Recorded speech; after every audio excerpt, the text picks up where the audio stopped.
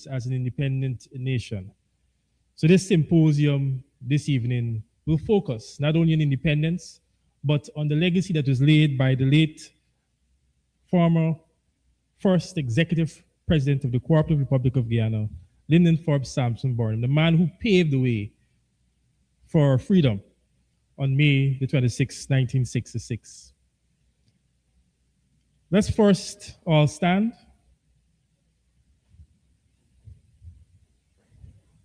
as we recite the national pledge.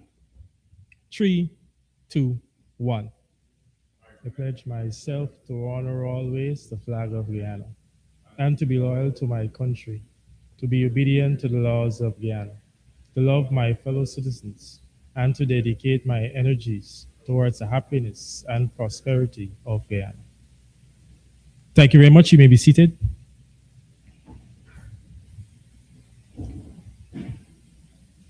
I'd like to acknowledge the General Secretary for the People's National Congress Reform, Mr. Sherwin Benjamin.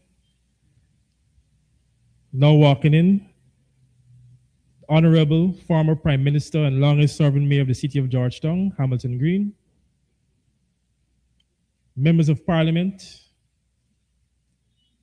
Honorable Nima Fulbes, Honorable Dexter Todd, Honorable Riaz Rupnarain, His Worship the Mayor, Mr. Alfred Mentor,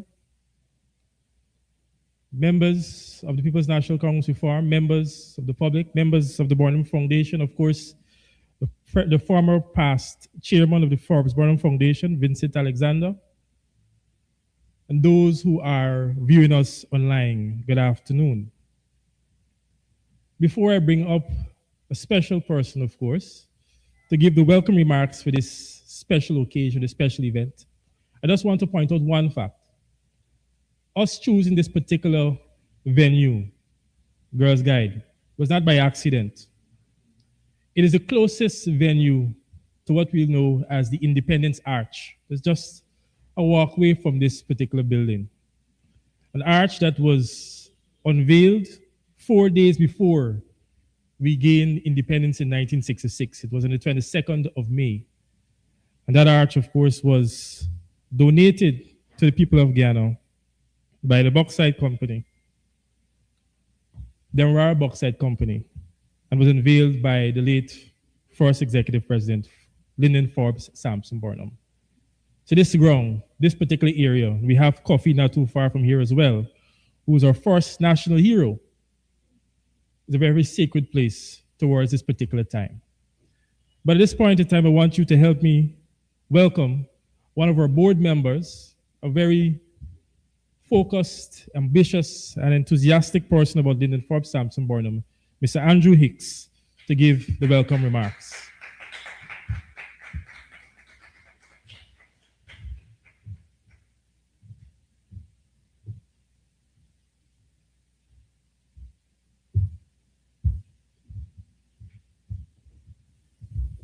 Thank you very much, Mr. Chairman. All protocols observed.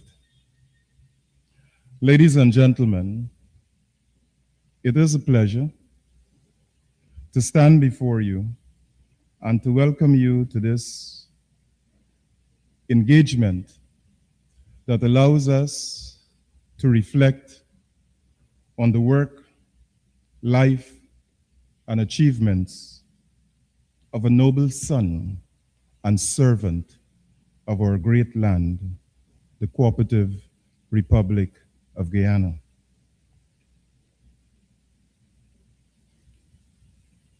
Today, as our nation prepares to celebrate the 60th independence anniversary,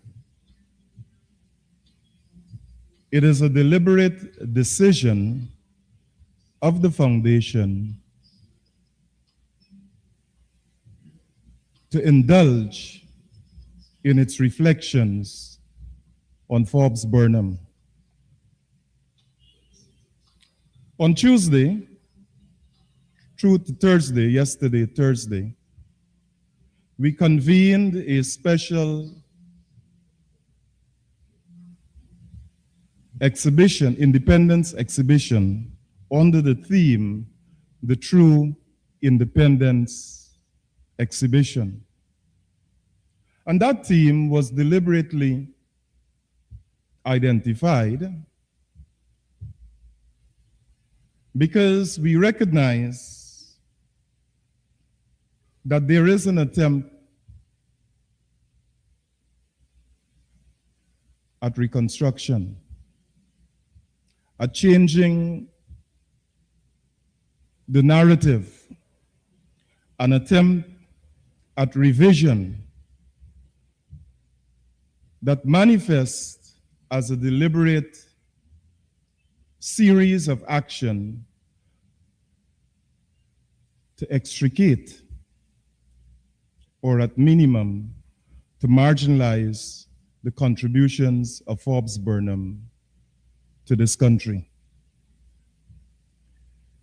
And so for us as a foundation, we have embarked on that exhibition and today's symposium as part of a series of activities that are part of our annual program aligned to Guyana's 60th independence anniversary. And so in the coming period ahead, there's going to be a number of activities that we are going to be rolling out as part of our quest to memorialize Forbes Burnham. I am certain that at an appropriate time, we will be able to circulate a souvenir program. But in the midst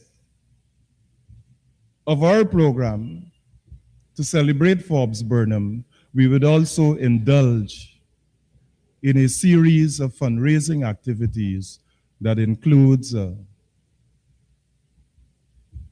special fundraising coupon venture that includes the annual CARICOM brunch and certainly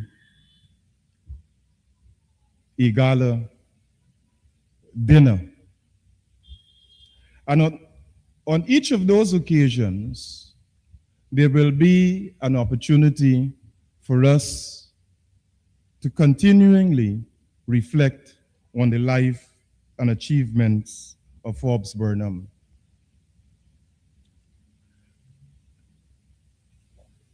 I'm certain that our guest speaker will indulge in a series of factual reflections on Burnham's contribution. But I think it would be remiss of me to not add my own recognition of Forbes Burnham's contribution in ways that are known and unknown, or sometimes unrecognized. And in so doing, I want to share a very brief experience as part of my welcoming remarks.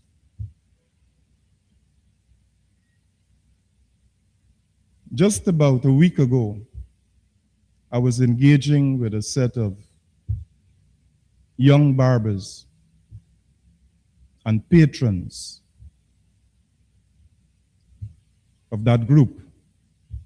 And the question was asked, given the support you bring to the PNC and your acknowledgement about Burnham, what is it that the PNC and Burnham has done for you? And I sense that that question was raised because as an individual, who is living in a culture that has become very materialistic and transactional, we look to see what material achievements one can banter. And since I do not banter symbols of wealth, the question was posed. And so I acknowledge that I'm the son of a working class family. A family of 10 that was born in the community of All Boys Town in South Georgetown. I acknowledge that my mom was a confectionery vendor selling sweetmeats, mitai and tamarind ball and mango syrup as a way of subsidizing family income, and that my father served as a waterfront worker in his role as a stevedore. But not only did I acknowledge that I'm the child and product of a working class family, I also made the indelible acknowledgement that had it not been for Burnham's policy of free education, I could not have attained quality education. I also shared with the group that it was Forbes Burnham who introduced free health services to the people of Guyana. And therefore, coming from a family of 10, where we had to deal with all kinds of nutritional and health-related issues, it was Burnham's policy of free education and free health services that nurtured working class families like mine. And so I have a conviction to celebrate Burnham. And quite interestingly, that young group went into a moment of silence, but responded by saying they never thought about it in that way. And so I am sharing these remarks because in an attempt to vilify Burnham, there are small conversational points that we can raise from time to time that serves as a manifestation and a reminder of the iconic contributions of Forbes Burnham to the development and advancement of the people of this country during his lifetime and beyond. It is also important to recognize that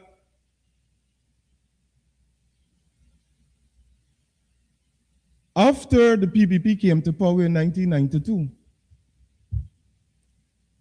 there was a conversation about the introduction of what was called cost recovery services for public health services in this country. And it was the people who recognized Burnham's contribution that argued and caused the government to rescind or to move away from that idea of introducing cost recovery services, because we waged a campaign that pointed out that today it would be health and tomorrow it will be some other public service. And so, ladies and gentlemen, we have an opportunity to hear about the contributions of Forbes Burnham and how he has nurtured this country. Quite recently, there has also been some discourse that attempts not to acknowledge Burnham's key contributions to the advancement of Guyana. And so when I recognize that in a brief conversation, somebody was saying, that now that we have all of these roads, we must complement the current government. While I would not disagree with complimenting the current administration, I would also want to recognize that these roads that are being built are part of Forbes Burnham 1970 development plan for this country. And so it is with that recognition and conviction that I welcome you to this engaging opportunity to reflect and celebrate on the life and achievements of Lyndon Forbes Sampson Burnham. Thank you. Thank you very much, Mr. Hicks, for that remarks that went a bit into history and your own personal testimony to how Forbes Burnham would have affected your life. And we all, in some way or the other, whether we were born in his time or not, have been affected by his legacy, his ideals.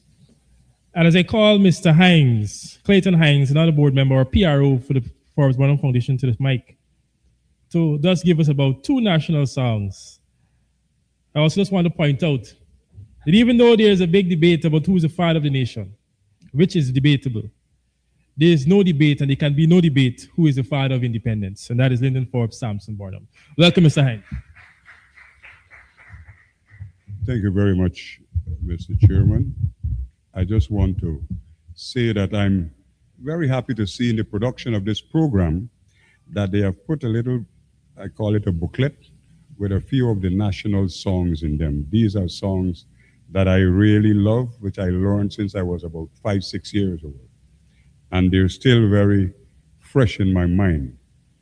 I want to do 2 of them today, Guyana the Free and My Native Land. Now, I had one time in our engagement at the level of the foundation, we don't know when last we had a submission that could have been kind of considered a national song. And I know the chairmanship of the foundation, the chairman would be considering that we devise some plan whereby we should have some people in Guyana submit for consideration songs that can be considered as national songs, because we haven't had a submission for so long. Anyway. Guyana, Guyana, this fair land of wars has broken the bondage of far distant foes.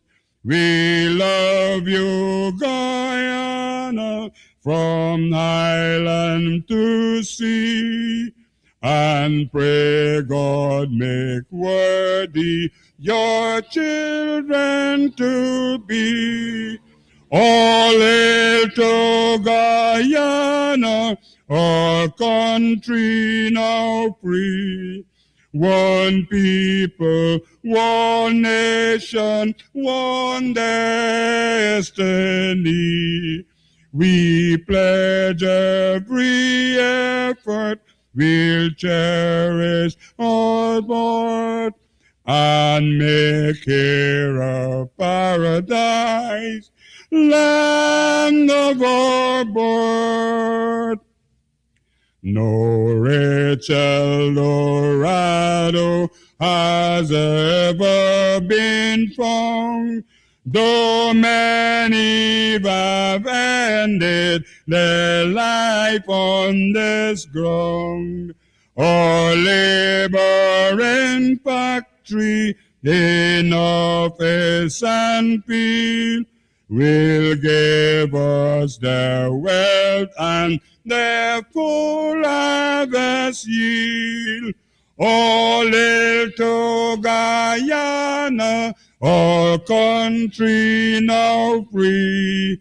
One people, one nation, one destiny.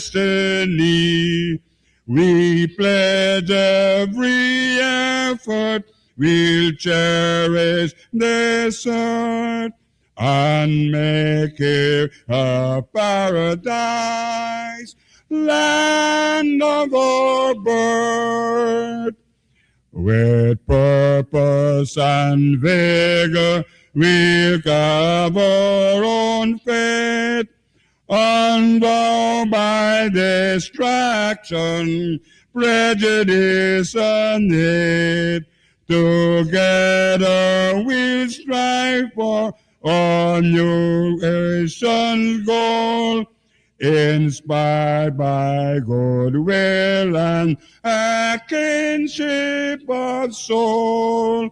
All hail to Guyana, our country now free. One people, one nation, one destiny. We pledge every effort, we'll cherish this earth and make here a paradise, land of our birth. That's one. And the other one is the one that I love dearly. It's a pity I didn't have the other three members of the Circle of Love here to really do the melody and harmony, say for this one. Oh, I care not that others live over fair lands apart, where silver lakes and placid stream mirror the evening star. I care not though their wealth be great, their sceneries be grand, but none so fair as can compare with my own native land. Their silver lakes and rippling brooks may charm me when I roam, but what of that? No brooks and vale can steal my love of home, where I in childhood used to play, and where the old folks rest. Must be to me, where'er I be, the dearest and the best. And though I roam o'er hills and dale, and brave old Neptune's foam, of crags and rocks and mossy dells, I still will turn me home. For when at length I come to die, I want no gilded tomb. Just let me rest within thy breast, where thy sweet flowers bloom, where thy sweet flowers bloom. Thank you. Wonderful. Thank you very much, Mr. Hines, for representing the Circle of Love as a one-man army. You were singing when you had hair in his head. It's very good to hear national songs, to hear things that speaks to the heritage and the culture of Guyana. As Clayton Hines would have said or mentioned, we don't have much of that, any new recreations of national songs that speaks to Guyana. And that is some of the things that came with independence.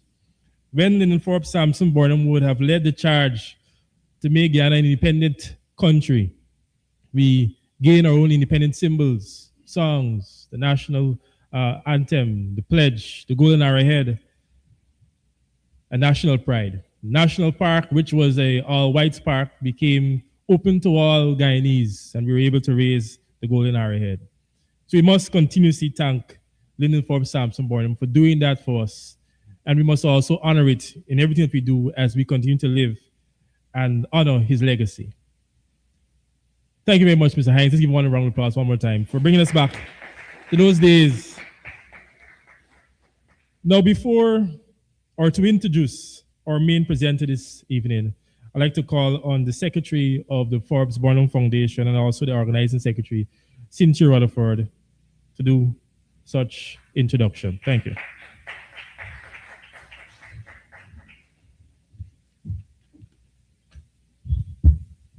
Good evening, all protocols observed. Ladies and gentlemen, it is my distinguished pleasure to introduce our speaker. Mr. Ronald J. Daniels is a devoted husband and father whose professional and personal life reflects a deep commitment to service, leadership, and national development. He is a multifaceted professional, an entrepreneur, an attorney at law, an engineer, and former lecturer at the University of the West Indies Open Campus. His diverse experiences have equipped him with a unique and insightful perspective on society and governance. An avid reader and accomplished writer, Mr. Daniels is well known for his thoughtful social, political, economic, and legal commentaries, as well as his poetry, through which he continues to inspire meaningful dialogue and reflection. He firmly believes that the acquisition of knowledge must ultimately serve humanity.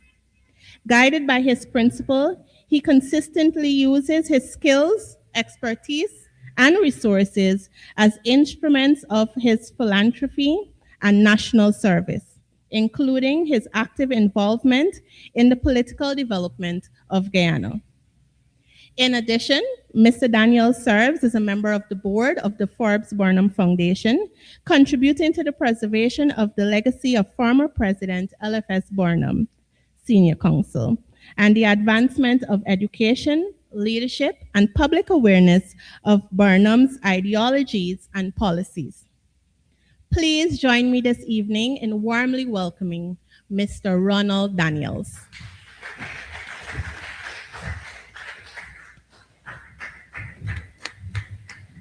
Don't end clapping until he gets here.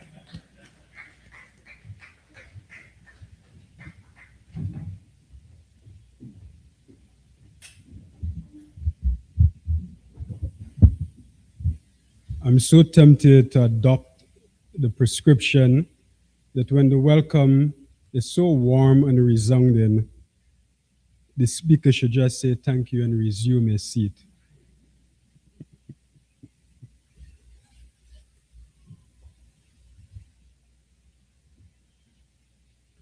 Though I stand on the protocols observed, I just want to pause to acknowledge our elder statesman, former Prime Minister and Mayor, not only pause and acknowledge, but pause, acknowledge, and honor our elder statesman, former Prime Minister, and former Mayor, Mr. Hamilton Green.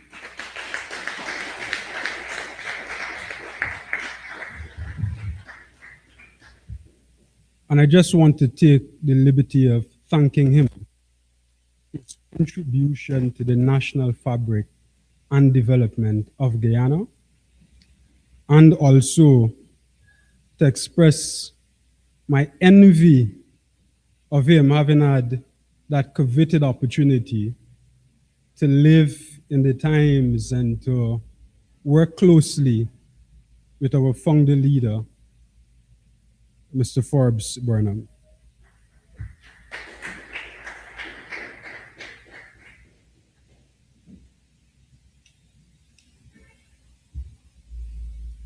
The task I have taken on this evening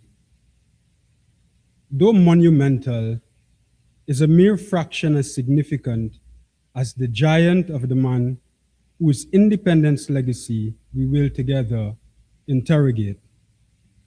Permit me kindly at the outset to disclose that I'm a member of the party founded by Forbes Burnham, the People's National Congress. I'm also a board member of the Forbes Burnham Foundation, which principal objective is to promote and preserve Burnham's legacy. I fancy this disclosure material as I see merit in the maxim that transparency is the hallmark of credibility. The other reason I make this disclosure at the outset is because much of our contemporary world has but a caricature of Forbes Burnham. The tired narrative is that he has presided over rigged elections and a bankrupt nation. I shall endeavor this evening to acquaint you with a more complex, a more nuanced, a more truthful, and a more balanced image of Forbes Burnham. Over the past decade, Guyana has come upon significant wealth. We are reputed to be the world's fastest growing economy. Our current oil production is nearly 900,000 barrels of oil per day. We are slated to exceed 1.1 million barrels daily by 2027. The paradox, I dare say, is that the current government, fierce opponents of Burnham, now quietly defers to its core principles and policies of resource sovereignty, food security, and a form of non-alignment. This evening, you will walk with me through a comprehensive exposition of the party independence, the recourse to cooperative socialism, the giant voice of a tiny nation, and the revival of Burnham's philosophy by those who strongly condemn it. I will be bold enough to submit that Burnham's independence vision of our relying upon ourselves to feed, clothe, and house ourselves is more relevant today than it ever was at any time since we attained independence in 1966. But before I make the case for my contention, let me say something about the man himself. Lyndon Forbes Sampson Burnham was born on February 20, 1923 in Kitty, in then British Guyana. He attended Central High School briefly and thereafter attended Queen's College. In 1942, he won the coveted British Guyana Scholarship and traveled to England to study law.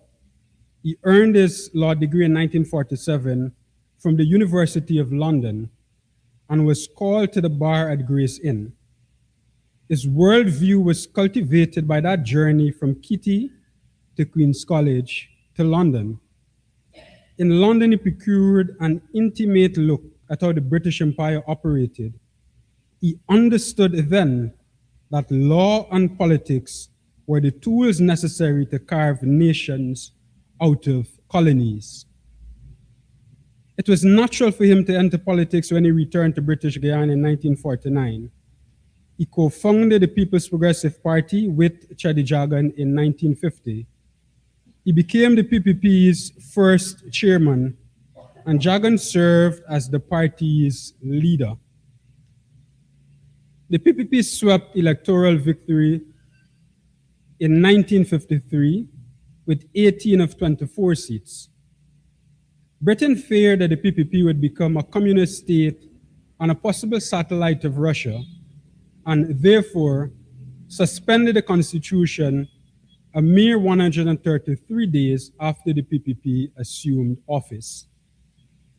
In 1955, the ideological difference between Burnham and Jagan reached its climax, and our two political titans divided the PPP into PPP Burnham and PPP Jagan. The view was held in some quarters The view is held, and in some quarters still is, that their split was chiefly an ethnic division, with Afro-Guyanese supporting Burnham and Indo-Guyanese supporting Jagan. This is a simplistic view. The reality was Jagan identified as a Marxist-Leninist and preferred the Soviet model. Burnham, on the other hand, favored pragmatic socialism. He was intent on British Guyana becoming independent without substituting a Soviet master for a British master.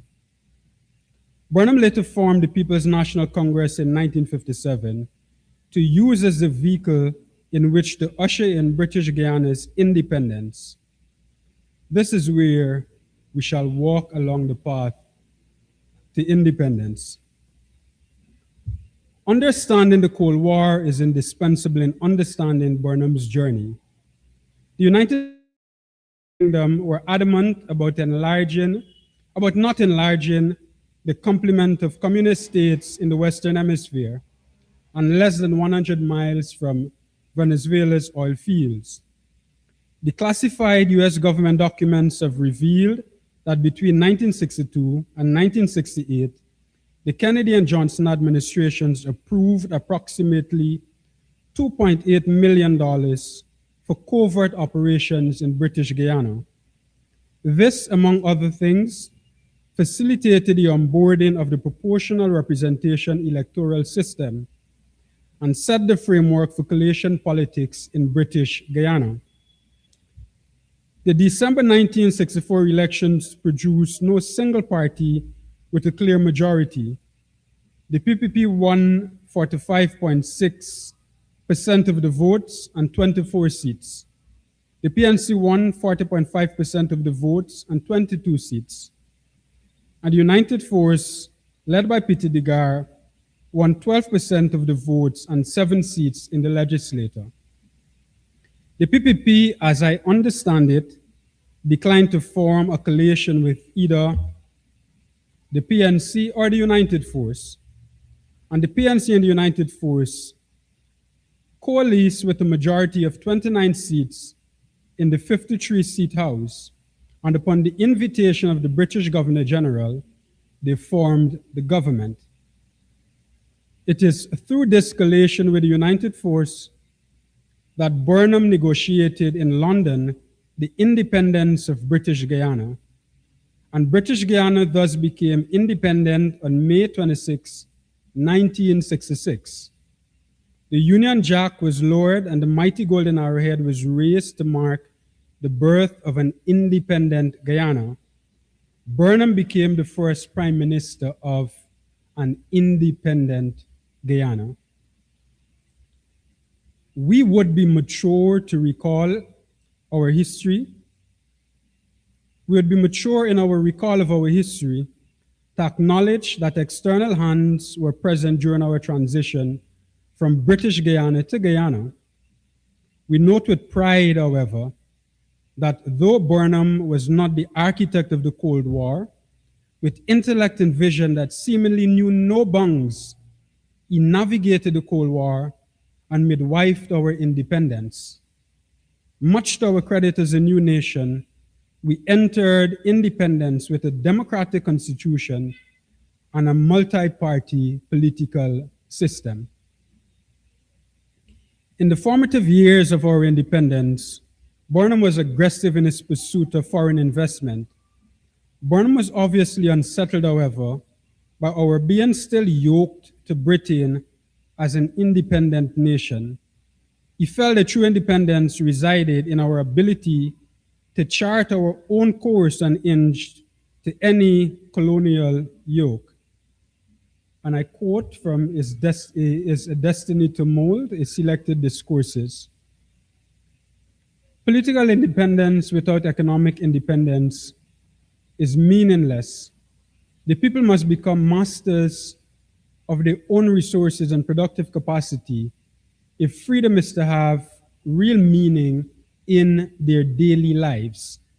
So he saw it necessary in those circumstances to break the yoke from the United Kingdom. This, he felt, could only be procured through our attaining Republican status. Thus, on February 23, 1970, the anniversary of the Berbice slave uprising, we came into the fullness of our independence by our declaration of Guyana as a republic. We took the bold step through Burnham's stewardship to sever ties with the Judicial Committee of the Privy Council, based in London, England. The prudence of this bold move was scarcely appreciated then. In affirming our sovereignty and eliminating from our national fabric any vestige of colonial control, Burnham sought to establish for us an appellate court that was organic and culturally relevant. This 1970 vision culminated in the creation of our very own regional Caribbean Court of Justice 31 years after, in the very month of February in 2001, and in its inauguration in 2005. If this is not vision, I dare ask, what is? Burnham also felt that an independent nation should not only be the intellectual author of its path forward, but that it should as well own and control its country's resources. His philosophy was simple but profound: feed, clothe, and house the nation. Which father of a family and man of his household, much like the father of our nation, does not want to have both the capacity and resources to feed, clothe, and house his family? And I pause to say to my good friend and the honorable chairman of the Burnham's Foundation that, in my respectful view, there could be no distinction between the father of our independence and the father of our nation. That title and legacy, in my humble estimation, resides in the single person of Forbes Burnham.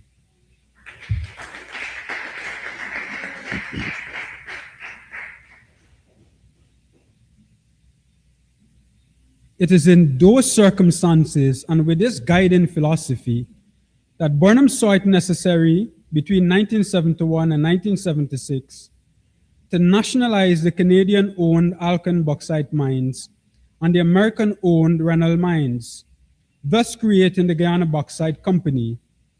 The Bookers owned and controlled the sugar plantations. We nationalized sugar in 1976 and formed the Guyana Sugar Corporation, popularly known to us as Gaisuku. We also bought the shares of the Royal Bank of Canada and Barclays Bank. These industries and institutions were elemental to our pathway as an independent nation.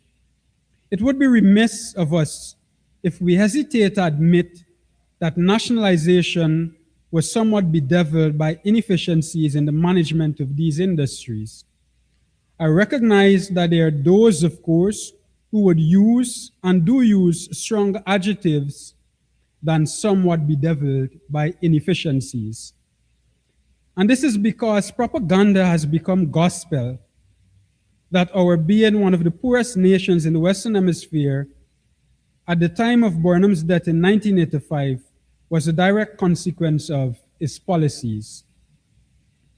The more serious students of our history, however, will tell you, and I'm on the path to becoming one, that inefficiencies in the nationalized industries were just a part of what colored our economic realities.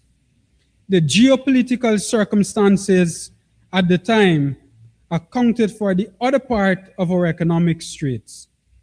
High oil prices between 1973 and 1979, occasioned by conflict in the Middle East, and production cuts by OPEC countries quadrupled import costs, significantly affecting Guyana's economy. In particular, there was the 1973 Yom Kippur War and the 1979 Iranian revolt, much like the current war between the US, Israel, and Iran. This affected sugar and bauxite exports, and provoked a foreign exchange deficit. These circumstances were not in any way positively assisted by targeted aid sanctions, diplomatic isolation, and multilateral pressures the Carter administration imposed upon Burnham's regime, having regard to the administration's contentions of human rights violations. Burnham was bold and daring in his nationalization vision, while inefficiencies were within his powers to remedy, and which one hopes, all circumstances being equal, he would have remedied. The geopolitical tensions and shocks he could not do anything about. I would invite us to consider whether his vision in this context was the right vision, but not at the right time. I would further invite us to note that those circumstances within and beyond his control cause him to fail in the execution of that vision. What we are constrained to admit is that vision of self-reliance is both powerful and still alive today, and has been implemented by the very government that condemned it. Burnham understood that our human capital is our most essential currency. Some of us, I suspect, would find consolation in what I tender to be his acknowledgement that we needed to build capacity to minimize, if not fully eliminate, inefficiency by inscribing as a constitutional guarantee free education from nursery to university.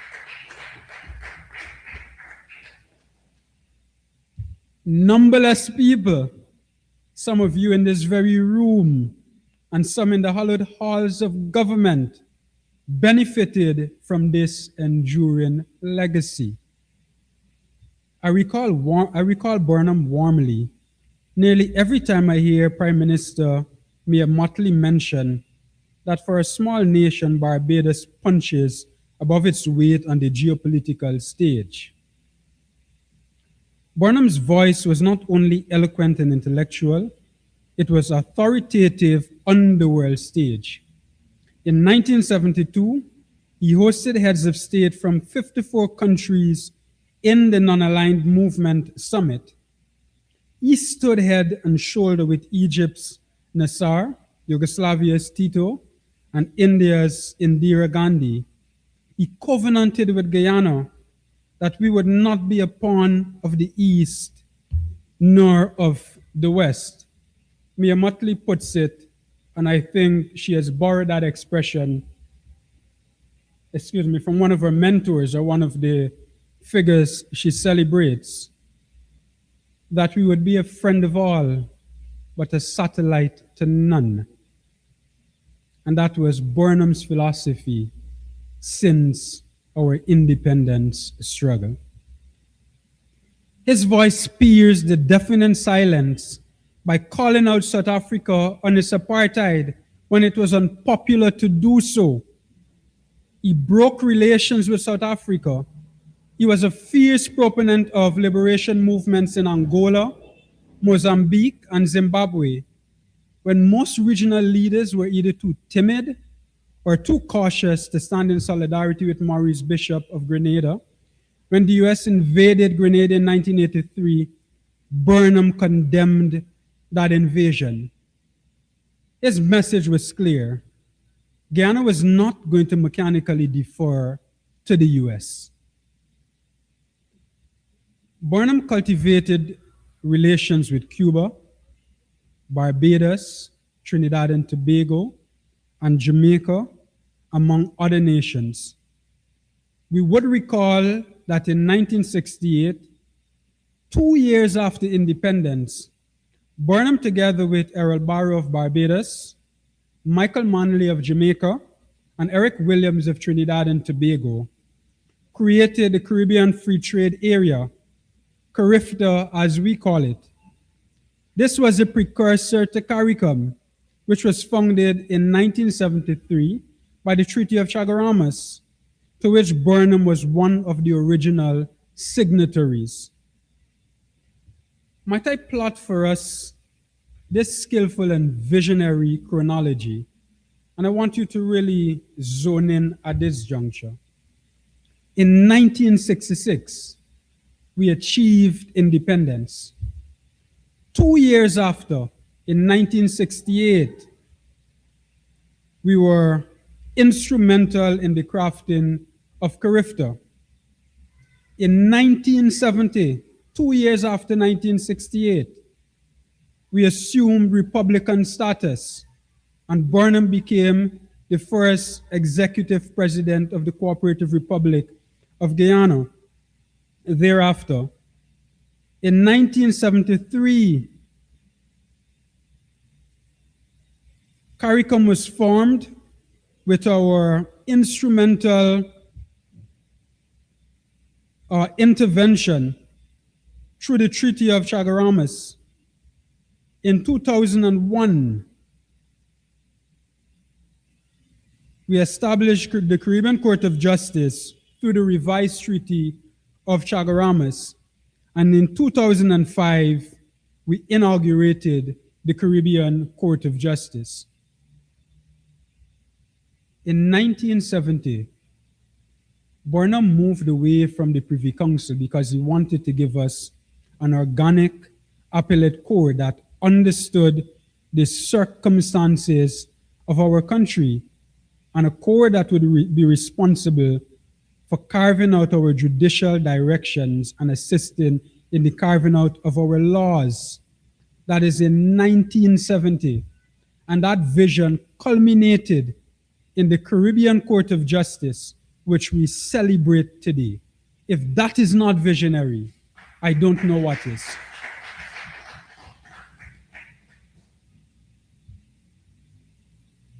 His broader vision was for the small regional states to associate and negotiate as a bloc, for the region to substitute imported foods for its own sustainable grown food, and for us as a region to construct our own shipping lines.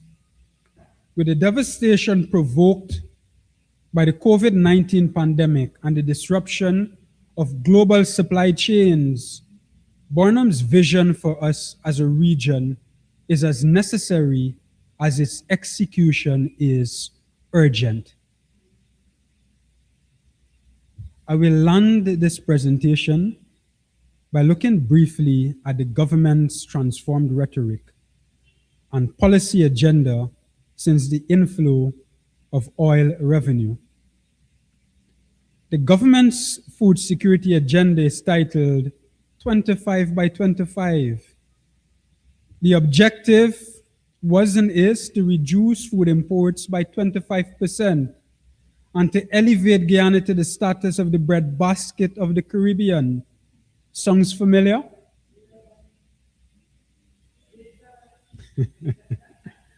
Prescriptions such as produce or perish became slogans such as grow more. This is a decades-old vision of Burnham.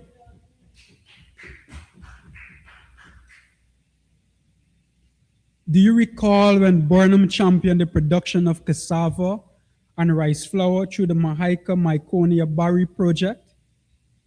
He urged us to retrain our palates and appetites away from imported wheat flour. Cassava flour and rice flour are now superfoods,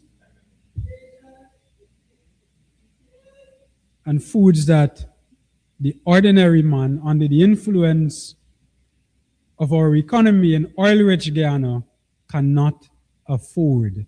If that is not vision, what is? The government, as I understand, is now championing community-driven farming projects. Does this not mirror the cooperatives onboarded by Burnham? We call them the co-op societies back in the days. We can submit as well that the establishment of our state-owned oil company and the National Resource Fund bear some semblance to Burnham's nationalization policy. If the government's posture is to be described as anything, in a word, I would say vindication.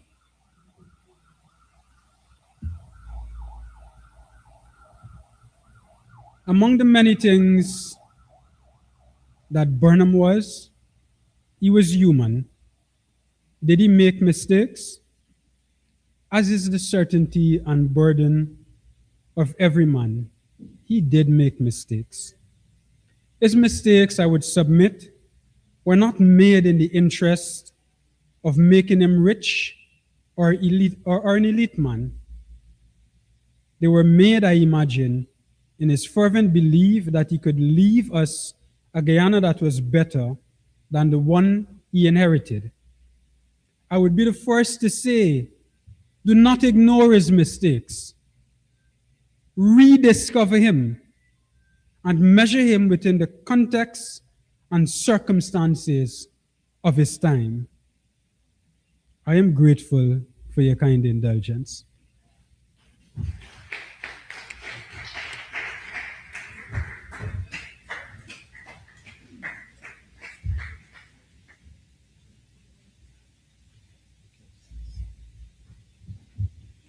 Thank you very much, Mr. Ronald Daniels. As we take our seat, let's give one more round of applause for being so eloquent in his speech, bringing history, looking at Forbes Burnham from different angles. A man who, of course, thought that after he took over a country and made it independent, that the people must first be self-reliant. They must know how to feed themselves, they must know how to house themselves, and they must be able to clothe themselves. And that is something that we continue to preach. In this particular era, in this particular time, even though we're in 2026, we're ahead. 40-something years after Forbes Burnham would have died, we are more in need of that feed and clothe and house the nation policy more than anything else. And it's good as well to see members from People's National Congress Reform here as well. The General Secretary, members of Parliament, and other members who I see in the crowd. Because out of all the legacies that Forbes Burnham would have left for this country, the greatest legacy that he left for Guyana is the engine, the machinery that he used, or that vehicle that he used to bring forth all these fruits of his ideals, which is the People's National Congress Reform. So yet again, I'd like to thank Ronald Daniels for that speech, thought-provoking speech, and I look forward for the comments and for the questions that we now go into. So at this point of time, as I open the floor, there is a mic right in the center of the floor as well. I now open the floor for comments or questions.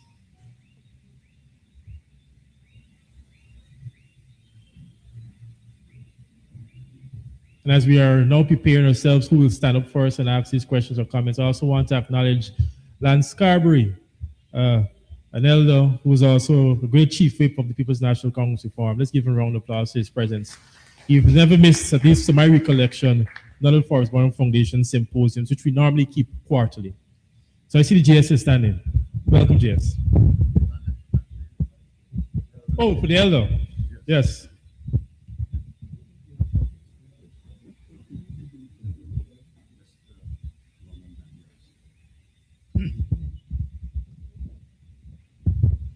Our comrades, let me congratulate young Ronald Daniels for his effort and give him a round of applause.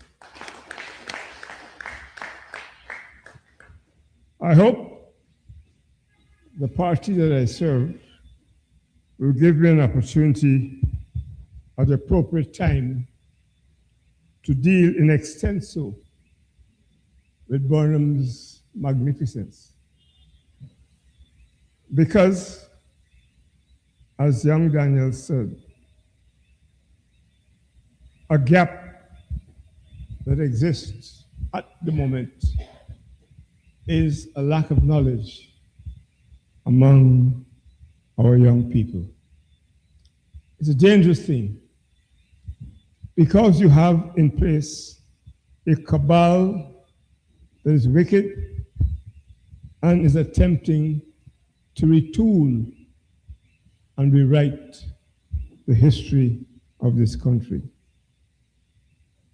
Thomas Carlyle some time ago said, the history of a nation state is no more than the biography of its great men. And therefore, the work that the Burnham Foundation is doing is, in essence, attempting to put on record the history of this nation that is so wealthy, but there is still poverty. As I congratulate young Daniels, I hope, as I said, my party will give me an opportunity to deal with certain minutiae. One of Burnham's strengths was his ability to identify men and women to lead the way. Great men by themselves exercise their grandeur by having lieutenants who he can trust. Because the young people in this room may not understand what Burnham did to gain independence. I am not the main speaker, and it would be inappropriate for me to say. But I hope on the next occasion that some of the young intellectuals here will analyze the impact of the vicious, violent Cold War when Burnham navigated with consummate skill to gain our independence. My young friend talked about 1953. That was a serious time in this country when the British suspended the Constitution. I attended a very exciting forum this afternoon, just I'm a little late, at the hotel in Queenstown, organized by Dr. David Curtin. And one of the things that came out was what happened during the Cold War and how Burnham stood tall. When the Waddington Constitution was issued in 1952 and 53, we had elections. It was a time when certain words were bad. And when Kennedy asked Dr. Jagan, "Are you a communist?" Chetty waffled, wobbled, and wondered. Because Burnham knew that was the vital question that will determine whether we get the next step to independence. When they asked Burnham the same question, Burnham spent 58 minutes explaining to the American and the British senior officers how the word communism gained currency after Karl Marx advocated his New World. When Burnham was finished with them, after 58 minutes, those so-called white intellectuals said, "Oh, they are biggest, Mr. Burnham." They recognized the brilliance of the man. Welcomers, I just want to congratulate the foundation. This is not my time. And as I said at another event a couple nights ago, what we need to do is to use this event to get our young people to appreciate the magnificence of Burnham in difficult times, to explain why we had an advanced constitution in 1953, but Trinidad and Jamaica got their independence before us, to explain why in 1964 parts of Africa got their independence, and why when Nkrumah, the first African country to get independence, he was overthrown by the machinations of the white devils. Congratulations, and we'll talk a little later. Thank you very much, Elder.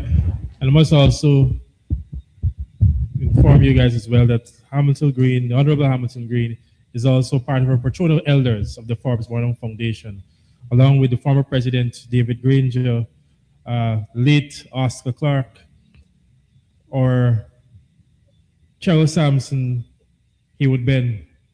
And I would also like to acknowledge as well Wendy Johnson, who recently became an honorary member of the Forbes Burnham Foundation at the last AGM meeting. Let's give her a round of applause as well. For all our elders who have the knowledge of Forbes Burnham, who continue to keep us together. I also like to acknowledge especially Miss Evadne James, a senior woman who always keeps me intact as a young person. Give her a round of applause.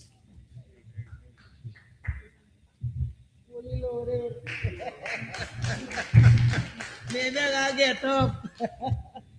Just change the chair. Sorry about that. So we now continue with the question and answers or comments from the floor. So I look forward for comments or additional comments or questions to the main speaker, Ronald Daniels. The floor is open.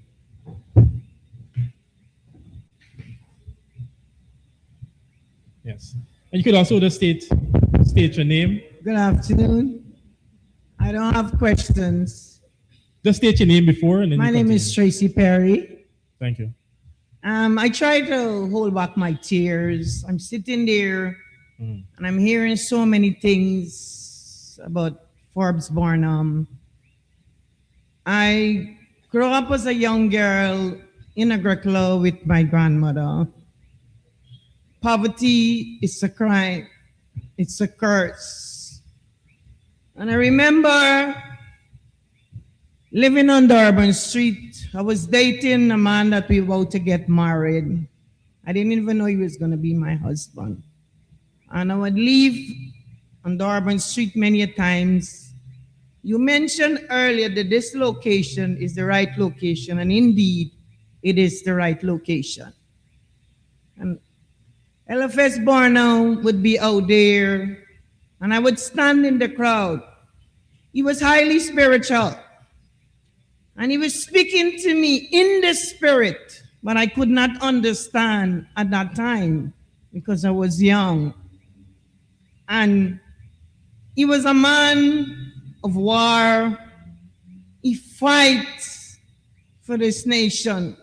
I don't know the depths of politics. I never liked politics because I always used to say, they tell you where you want here, and when they get in there, they ain't got time with you. That was my philosophy. I never liked politics. But I want to thank God. He is the one that lead me and show me that this man, Burnham, he shaped your future. And I stand here as a daughter of this soil. Thank you very much.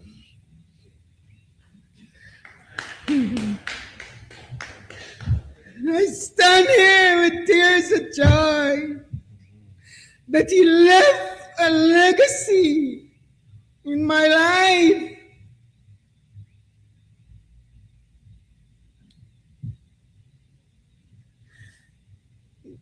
He's a wonder.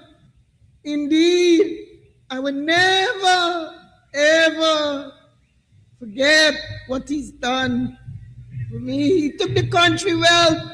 He invested in this child that was poor, could not afford. My grandmother could not afford for me to go to school. And when I look back at my journey, I wish if one day that I could have get close to talk to him, but I used to stand at all his meetings and I would walk around.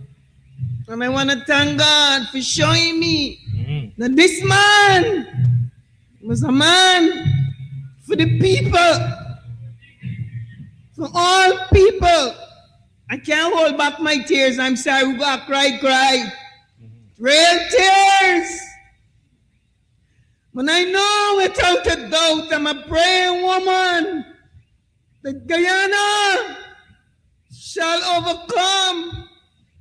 We have the resources, but it's not being shared equitable. There is a God. Don't sleep. Don't like ugly. I speak in tongues. I pray. I know to pray good. He teach me about politics. I'm a Joseph. From the pit to the governor house. And God is watching.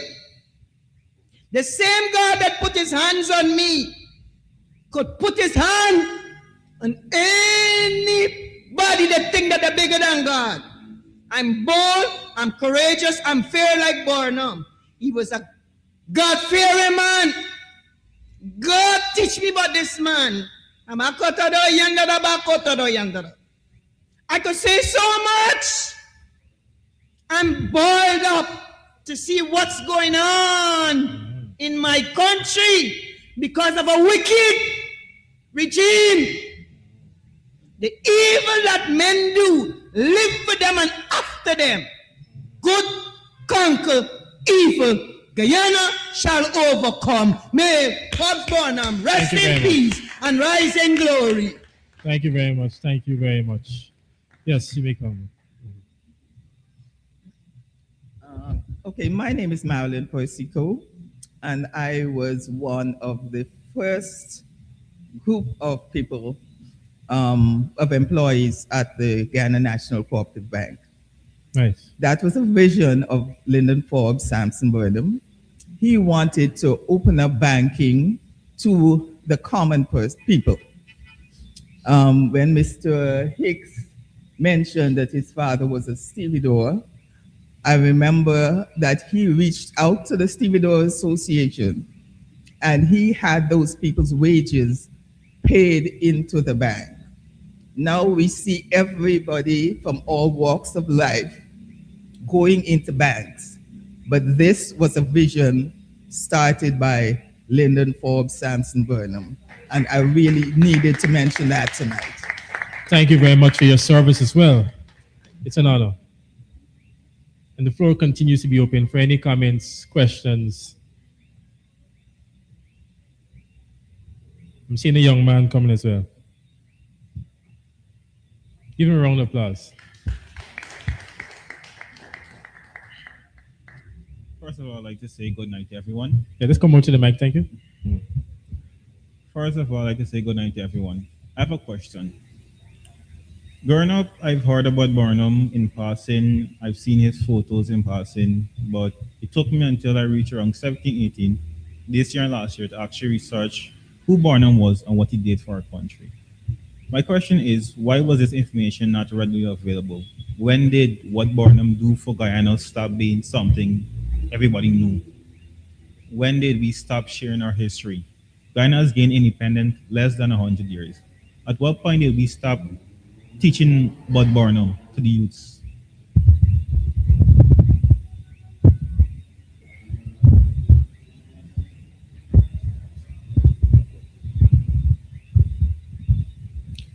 Thank you for your question, and I'm particularly warmed to see one of the youths engaging.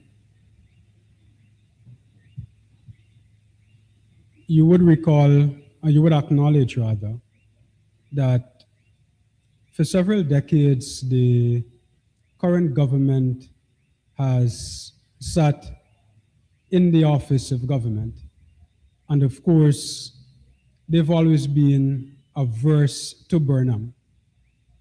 And we would not expect them quite naturally, right, to promote his legacy, to make his materials readily available. And I will share with you a personal radical example. I remember I went into one of the bookstores looking for the parliamentary speeches of Forbes Burnham. And I came upon the parliamentary speeches of Chedi Jagan. And those volumes were very neatly bound and available on the shelves. And the volumes for Burnham were not available. And when I did come across Burnham's parliamentary speeches, it was hastily put together, to say the least.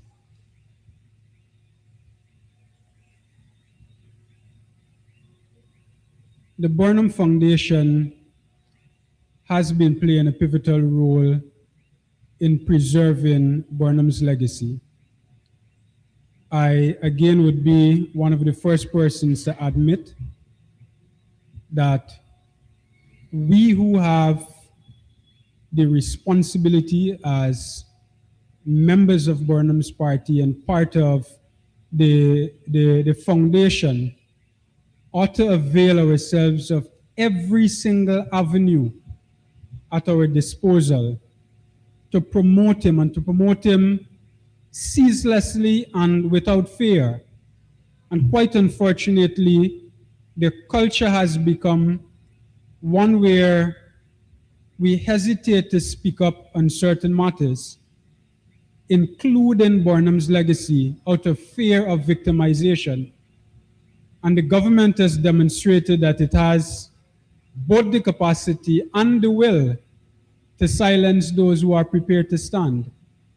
But stand we must, nevertheless, and stand we must on the principle and foundation of truth. And we owe it to you and other young persons to accurately document and make available our history, so that you're not fed a diet of misrepresentation, which quite unfortunately your good self and too many young people continue to be fed. Thank you very much, Mr. Daniels. Just quickly to add to that as well, that's one of the reasons why we are here this evening. That's one of the reasons why there's a Forbes Burnham Foundation, because Forbes Burnham, of course, being a man that he was, sadly, because of political interest, has been buried, or the attempt to bury him. Unfortunately, that is impossible. So the Forbes Burnham Foundation, I would like to believe that you have a program that has some details about our foundation. And I'm looking forward for some kind of contact from you as well, so we could share some more information. It's very important that young people in today's society know about Forbes Burnham. Today we hear about free university. Today we hear about clothing and feeding and the breadbasket of the Caribbean. These were things that were done before I was born. And these are things that young people have to know. And the Forbes Burnham Foundation, as much as we can, in different ways that we can, will continue to share this important knowledge. Thank you again, Mr. Daniels, and thank you as well for your question. And the floor continues to be open. I see the former or immediate past chairman of the Forbes Burnham Foundation, and of course another elder, highly respected in the political atmosphere, Vincent Alexander. In fact, your last comments, our chair, is what inspired me to take to my feet. In saying that we need to know about Lyndon Forbes Sampson Burnham. And lots of people will dispute that and ask, why is history that important? You have to deal with life today. In fact, what I would say is that we need to know about ourselves.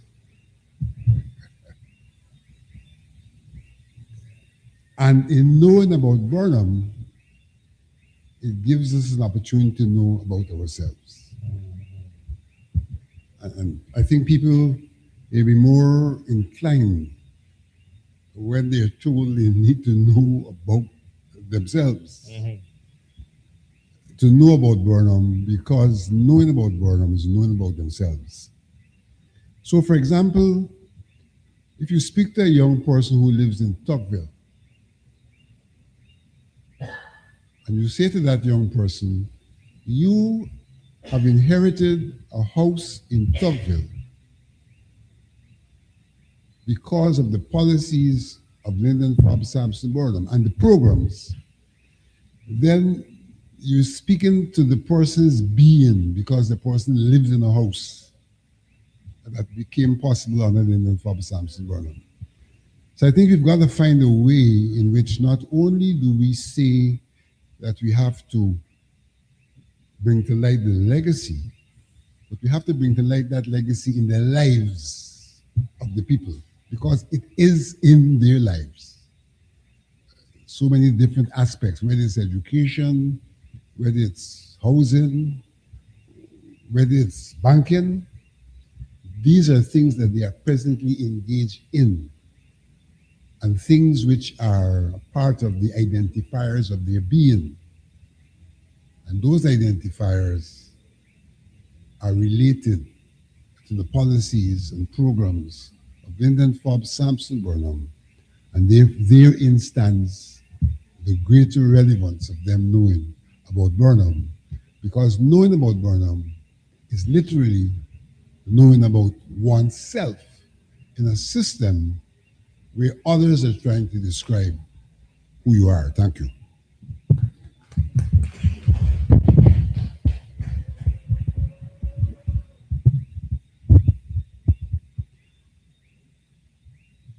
I want to share an experience and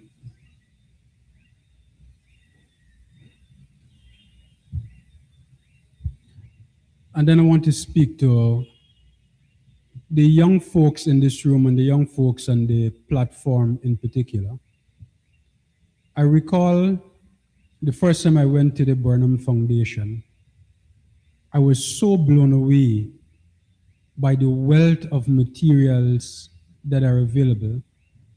And Mr. Alexander will tell you, I sought to get copies of all that was available so that I can satisfy that appetite for plenty and plenty of the writings. I reiterate that, while this is available, it is our responsibility as we are endeavoring to do and we're giving effect to sensitize the public that these materials are available. But in addition to that, and this is where I zone in specifically to the young people, while we have the responsibility as the adults in the room, perhaps those who have the benefit of that history to sensitize you accordingly, you have that responsibility as well to be inquisitive. And you literally have the world at your fingertips. And way too often we use those devices and that access for the consumption of materials that do not add to our growth.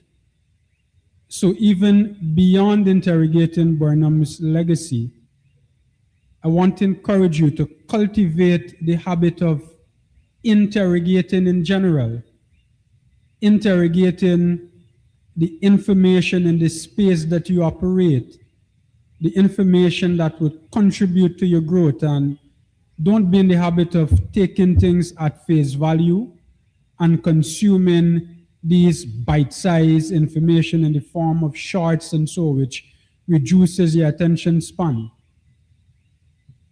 Capitalize on the opportunity. It is a mutual responsibility. Thank you. Thank you very much for more comments from you, Mr. Daniels. As we continue to open the floor, I just want to also acknowledge, I see Ras Moses at the back and also Ras Majesty. Is it Ras Majesty I'm seeing? Yes, it is. And I always remember reading that in 1985, it was in the National Park, in a speech by Forbes Burnham. And he says, killing me is a waste, not a Rasta will take my place. We just want to acknowledge the Rastafarian brothers who are here. It's like he had this tunnel vision because it's in the same year, 1985, on August the 6th, he passed. Mr. Andrew Hicks. Thank you very much, Mr. Chairman. May I offer my own salutations to Brother Daniels for a very profound presentation. I think, in all fairness, being asked to speak to Burnham, the son and statesman, the architect of Guyana, is a very huge task, and you cannot necessarily speak to all of Burnham's work and achievements in a single presentation. Nonetheless, I applaud the broad review that you presented.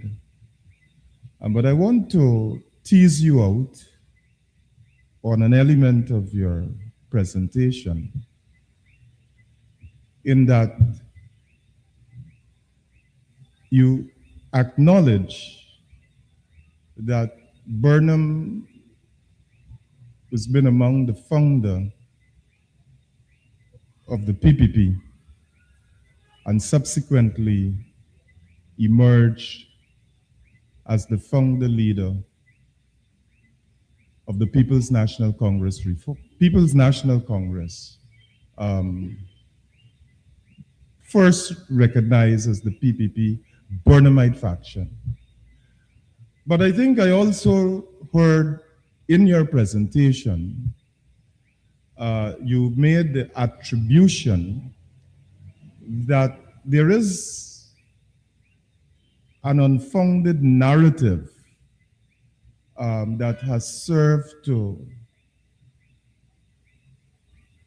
indignify Burnham, I would say, that suggested that when you had the PPP split, it was the Indians who remained in the Jaganite faction of the party, and the Africans came to, the African Guyanese came, or the blacks as we say, followed Burnham. And because of that, there is this unfortunate perception that is sold that Burnham was essentially surrounded by black people and is contemplated as a racist. Based on your research and your review, the literature that you've interrogated, how would you refute an argument that intends, whether openly or connignly, suggests that Burnham lacked the ingredient of multicultural inclusivity in his politics and his work?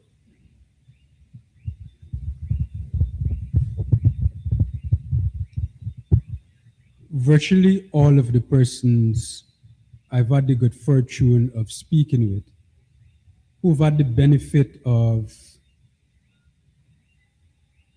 working with Burnham, working closely to Burnham, working on the opposite side of Burnham, celebrating. And these are persons across virtually all of the races that we are home to. A lot of them may not celebrate him loudly for obvious reasons, and that narrative is peddled by the government and those who are sympathizers of the government have been advocates of that narrative. And that is precisely why I was encouraging my young friends in the room and those on the platform that we have to cultivate the culture of interrogation, because in the absence of that, we become susceptible to all of these shallow representations. And I recall the discussions between Kit Nascimento and Freddie Kissoon, when Freddie Kissoon invited Kit Nascimento on his program.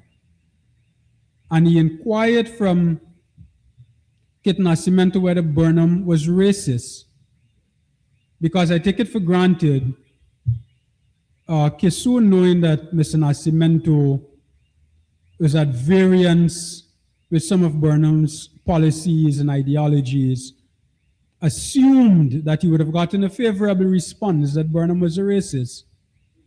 And Nascimento said quite matter-of-factly that say whatever you may about Burnham, he was not a racist. He was truly a man of the people, and he contemplated all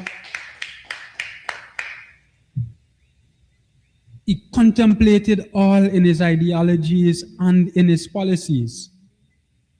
And I remember Freddie Kissoon becoming riled up as he has demonstrated himself to have the ability to get.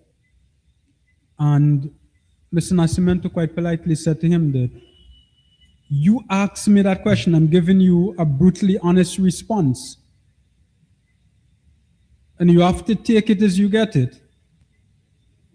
So I dare say that there is absolutely nothing, no empirical data, no credible evidence, or no assertion from credible people that corroborates that Burnham was a racist. He absolutely was not.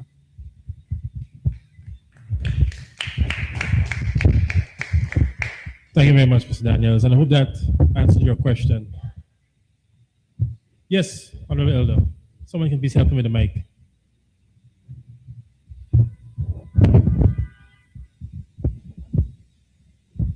Comrades, as an old Sowaki, let me tell you all this whole story.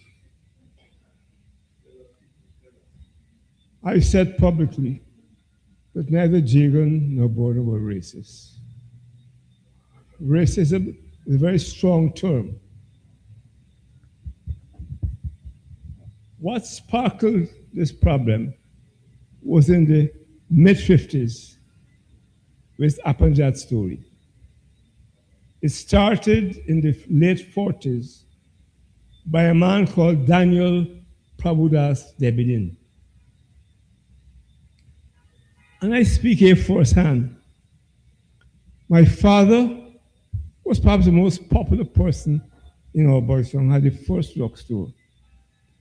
And Debedin invited him to a meeting at St. Thomas's School in Ketley Street, opposite to where my godmother had her place.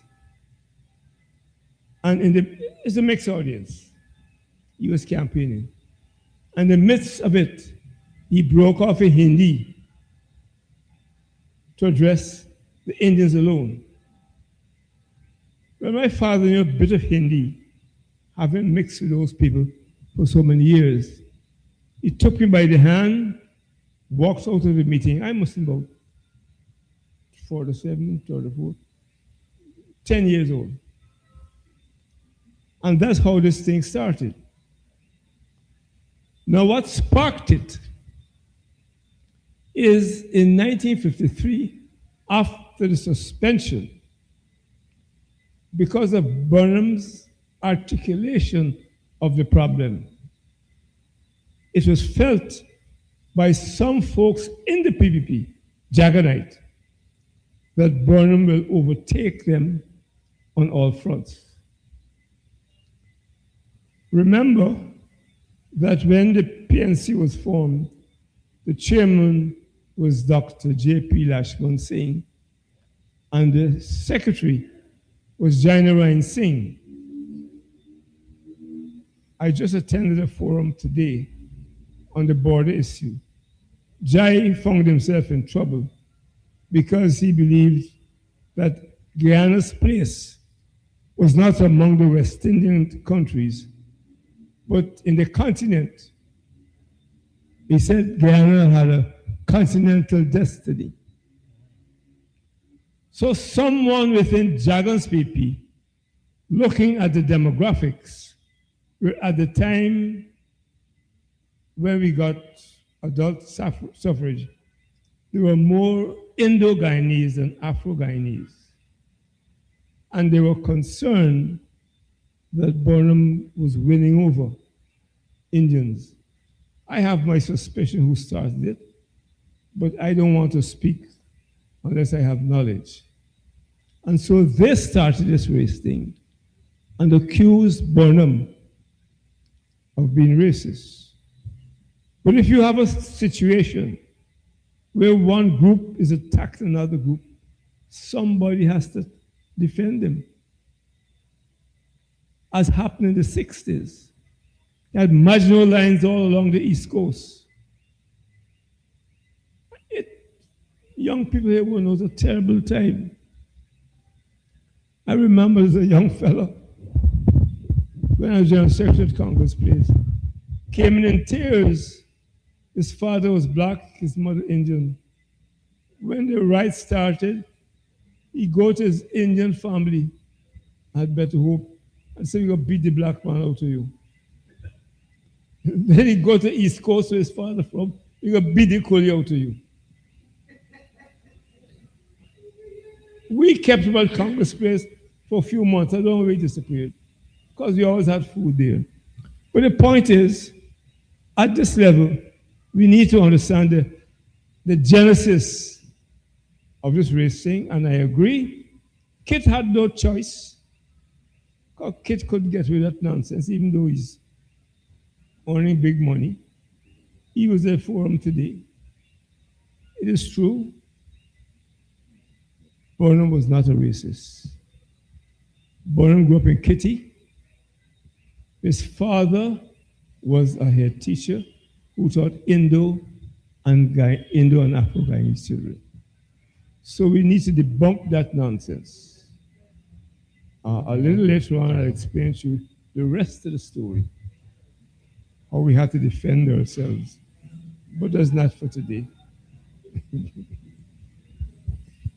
Thank you very much again for knowledge that sometimes can only come from an experience.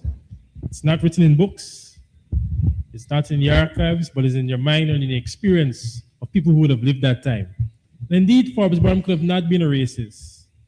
As the president of this country in 1972, with thought of being inclusive, not only want to celebrate Christian holidays that are more connected to people of East Indian. He made national holidays for Diwali, Pagwa, Eid, and Yumanabi. National holidays, so that all can celebrate their culture and their religion. So thank you very much again for that history lesson, our Elder Hamilton Green. Yes, Mr. Alexander. I want to contribute to this whole question of Burnham being or not being a racist. First of all, I want to make the point that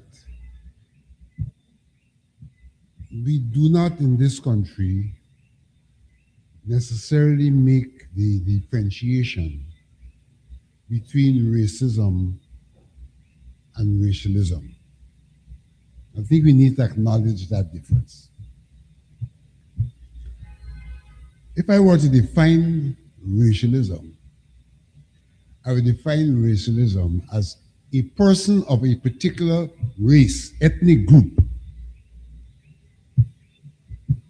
naturally showing preference for kith and kin.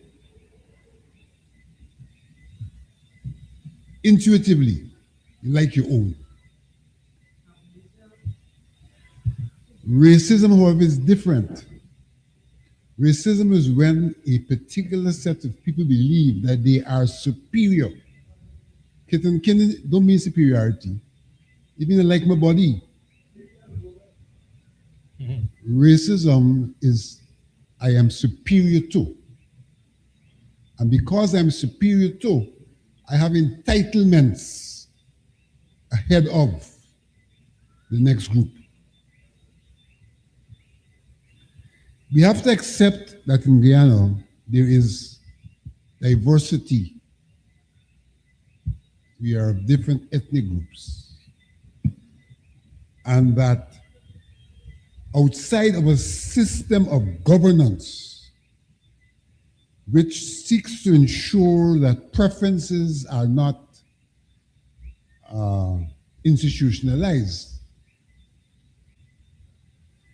that people would show preferences. And therefore the challenge is a system of governance, things like transparency and a lot of fancy terms. Equity. But having said that, I want to come to the specific issue of the split in the PPP. And before I come to that, to say this, there's a recognition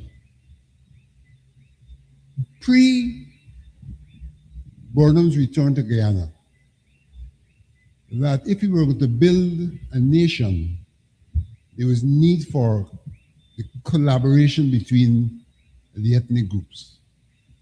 There was that recognition. And because of that recognition,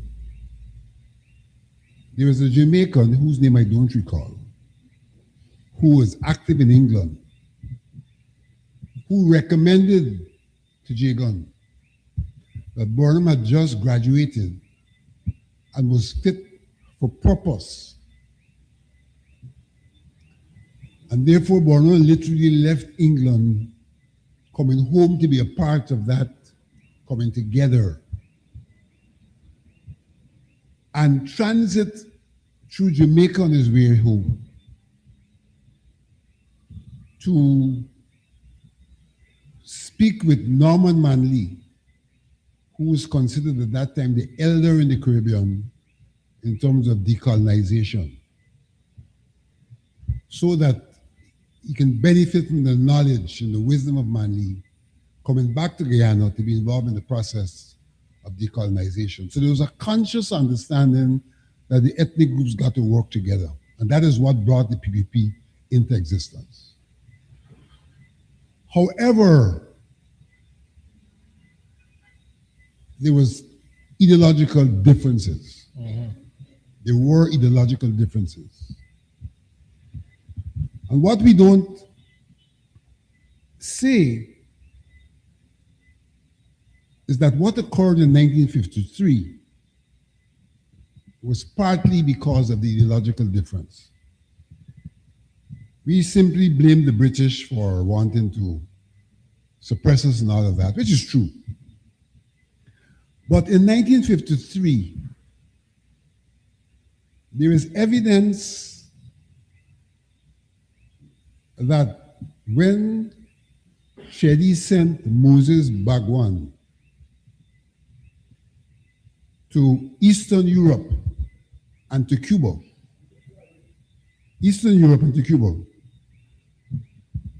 there is documentary evidence now after the Czechoslovakians opened their library, to show that in the letter which Shedi sent Bagwan with, he stated to the Eastern European people that the left wing of the party was on the ascendancy. So they must give support, because this party here, I control it from the left wing perspective.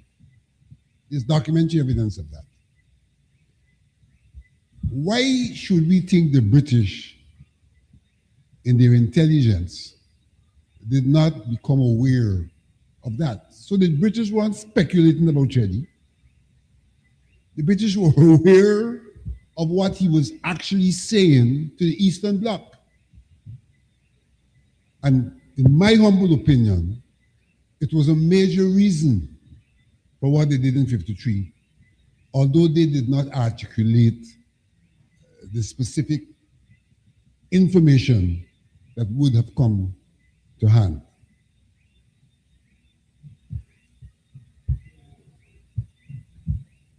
In terms of the ideological differences between Chedi and Burnham, Burnham was of the view, and he said it, he said you will not get independence, a socialist party wouldn't get independence. And therefore, even if you're socialist, you got to take one step at a time. You have to make the struggle for independence supersede the declaration of your socialism. And there is where Chedi strategically took us down the wrong road, a part of the 53 problem. And so when the split occurred in the party, clearly the people who were not pro-communists were the ones who went with Burnham. And they were largely Indians. And the people who were pro-communists were the ones who went with Jagan, and many were blacks. At that level, there was no ethnic split. It was ideological. But now that you have a black leader and an Indian leader, kit and kin would step in when it comes to the ground politics. Mm-hmm. But the ground politics didn't start this thing in terms of a black and the Indian leader. It is the ideological problem that started. And then the ground politics stepped in. And of course, political leaders for the survival have to deal with the ground. And so, you know what could eventuate from that. So it has to be clearly understood that the split had nothing to do with the ethnic rivalry. It had to do with ideological differences. And Burnham strategizing in terms of how we need to approach the question of independence, as opposed to Jagan, who felt he could make this declaration. Hami would tell you when they won the 53 elections, they marched into parliament in white suits, demonstrating their akin nature of their relationship with the East. All of them did that, right? But in the party, there was clearly ideological differences.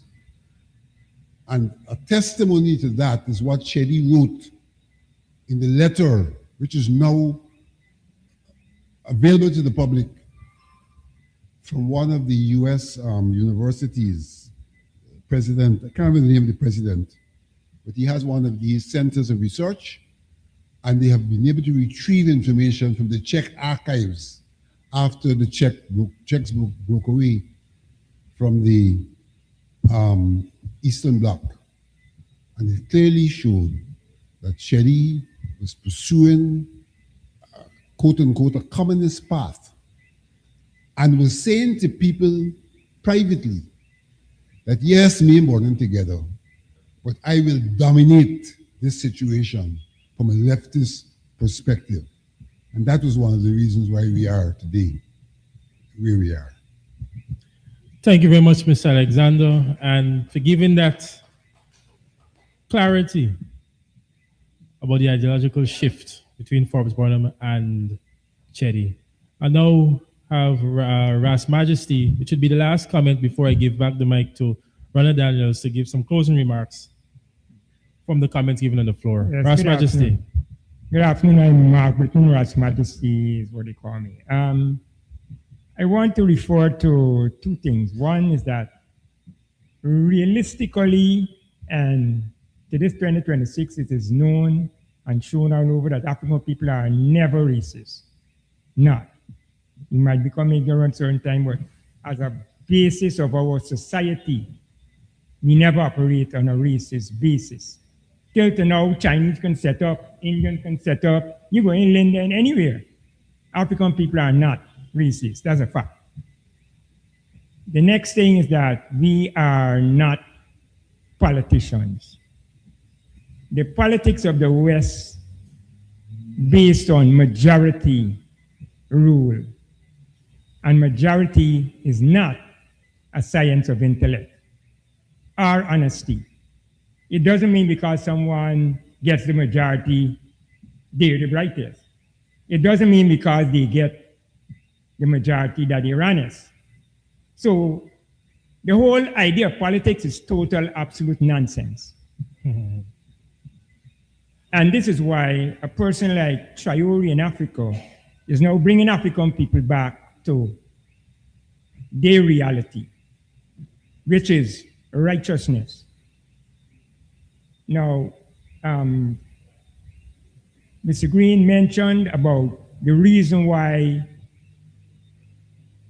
they chanted a Panjat. It was strictly because of the numbers. They had more Indians, so if they got all Indians to vote for them, they would win. If Indians voted for Burnham, they would lose. So the Apanjat is based, the same numbers, politics, business is what has caused most of the problems and the destruction of society and division of society all over the world. Coalition is the only order of righteousness. And when Burnham and Jackson came together in 53, it was coalition. When Burnham came in power in 64, it was coalition. When WPA came in, it's coalition. That's the way of life, of reality, unless you want war. Apartheid means war. You have to deal fair or you deal unfair. Your reason being ethnic or not ethnic has nothing to do with your fairness and honesty. And we as African people know this. This is why Sankara named Burkina Faso the land of the upright people. But the European has colonized us into his system of power by any means, righteous, unrighteous. So there are some things that African people still have to learn. I have been learning from since I was young. And that's why I was able to defend Burnham even though I was 12, 13, 14 years, 15 years at that time, because you have to be sharp at that time. And just observing what he did, I could tell the difference. Because we came up in homes that taught us honesty is the best policy, etc., etc. And these are African principles, even the principle of the Bible. It's now being learned that the Bible is our Bible. But these are things the young African people have to renew now, the whole, and it's not about country, it's about people. And if you're not for your people, you're not for any people. And when you're for your people, you gotta be for all people. So Burnham was a man of the people, like the lady said, all people. And that is something in us, and we have the duty from the Almighty, because the black nations are to the Almighty, not with politics, not with nobody else. This is something our ancestors knew. And this is why even His Imperial Majesty mentioned that the glory in the Bible, the Ethiopian Bible, the original. And these are things that, it's on YouTube now, all these evidences are being revealed. And the truth about Burnham can't be hidden, like the truth about anybody else. But it's good to hear that 2026 is such a strong consciousness that to know that Burnham will always be a power. The power of a man put out, it will always be there, because righteousness is the power. And that's something African people got to learn. And you don't have to fight up over anything. You just got to be wise and know who the wicked and who the righteous. I give thanks for that this is still continuing, that it will be known. Just like with Sankara, 20-something years after, right? Someone come because his power was real. Thank you very much for this opportunity. Thanks, Your Majesty. Yes. I'm taking another comment as well. Good night, everyone. First of all, I'd like to acknowledge the elders. I've done a lot of research via social media, YouTubes, and stuff like that, based on lots of interviews that you guys have done. So I would like to congratulate the foundation for taking up the mantle and doing such. Thank you. However, I still don't think that we're doing enough. With social media now, it's free. I think we can do a lot more in terms of getting this message out there. And the proof of that is, if any one of us right now was to go on any one of those platforms and say something good about the Honorable Forbes Burnham, they would have 1,000 negative comments under it. And most of them, the people, they can't even read or write or do anything proper, and they just putting out these negative comments. And that's just to show that they're on the ball. They're ready to go with making sure the work that this gentleman have done is not out there. So I think we need to do a lot more, because when you look at Forbes Burnham's travels, the way he was celebrated when he went to Romania, for example, you know, he was given the highest honors in these places. You know, these are things that should be common knowledge. You know, the young man over there shouldn't have to go digging far to find something like that. Look at when he went to Ethiopia, when his travels through Africa, the red carpet, even in the United States, they rolled out the red carpet for this gentleman. And that's not something that you would see happening to a lot of heads of states in powerful countries. They don't get that type of treatment that Forbes Burnham got. And the recognition that he got around the world. Okay, he was celebrated around, that's to show how intelligent this man was. And these things should be common knowledge to the youth. And we cannot keep blaming the opposition, because the answer that I would normally get to that, you know, what are we supposed to do? You know, because the opposition got so much money and they got all these different things. What are we supposed to do? And to rebut that, what I would normally tell them, what I would normally ask them, what a younger Hamilton Green would have done if someone tried to tell them that such and such can't happen. What Forbes Burnham would have done. They wouldn't stand, we can't use that excuse to the younger Hammy to say, oh, the opposition is stopping us from doing this. They're taking it by any means necessary, so why have we lost that drive? Why? Where is it gone? Were we scared to die? We scared that a little blood is gonna shed?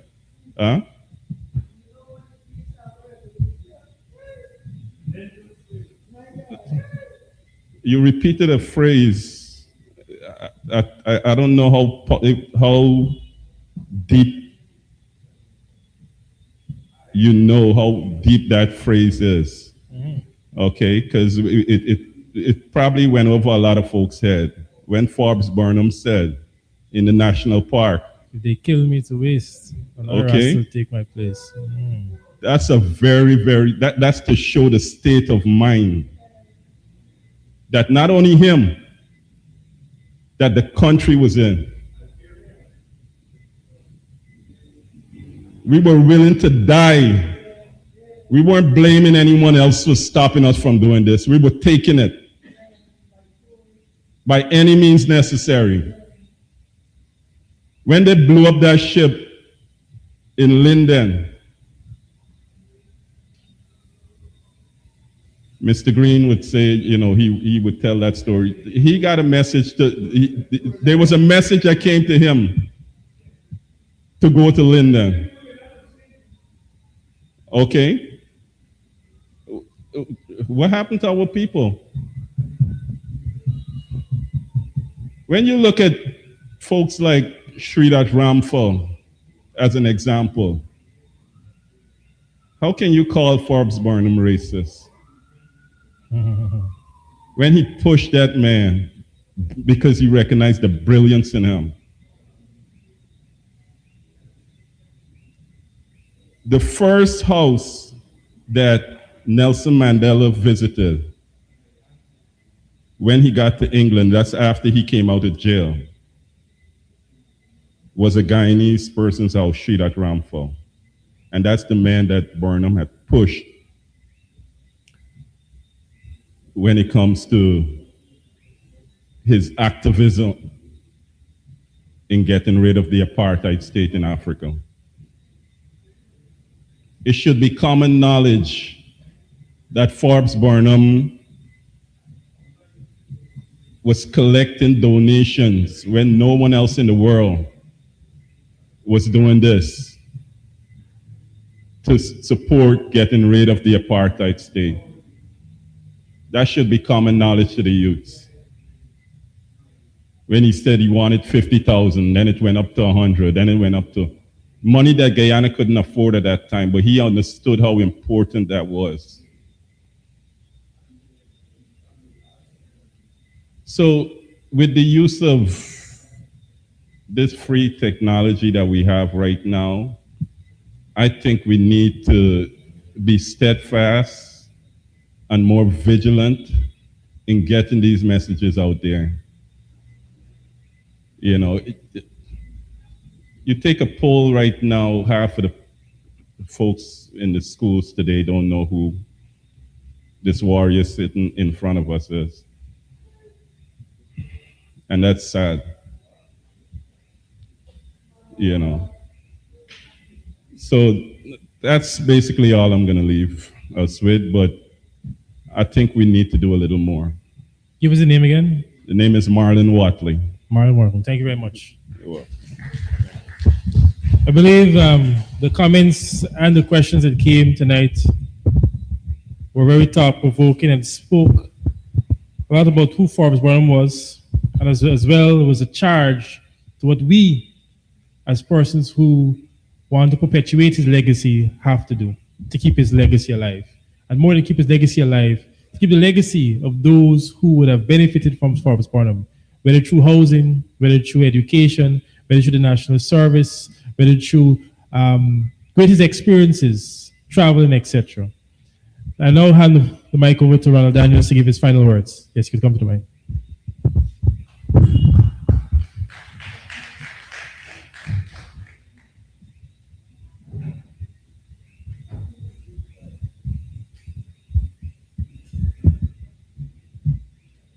Marlon, if I may call you that, I do appreciate that candor.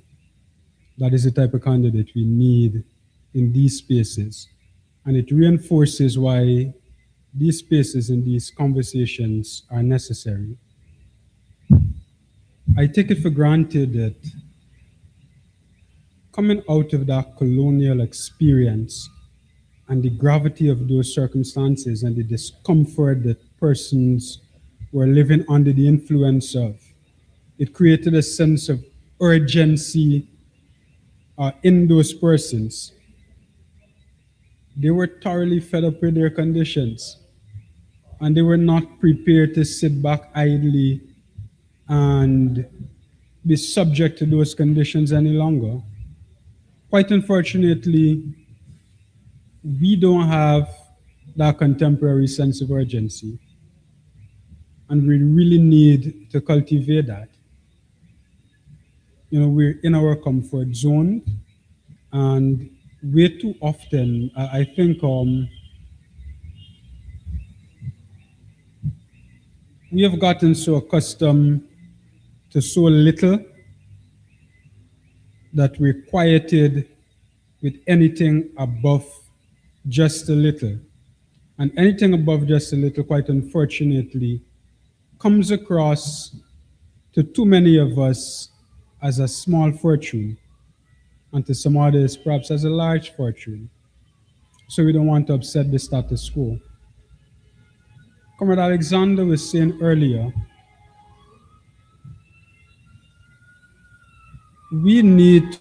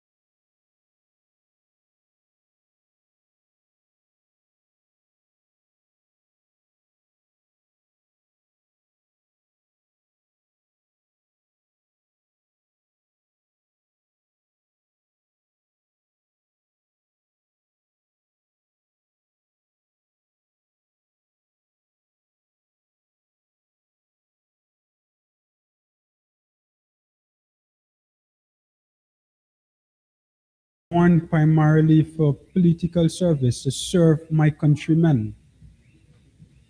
And I've been serving my countrymen from afar before I relocated to Guyana.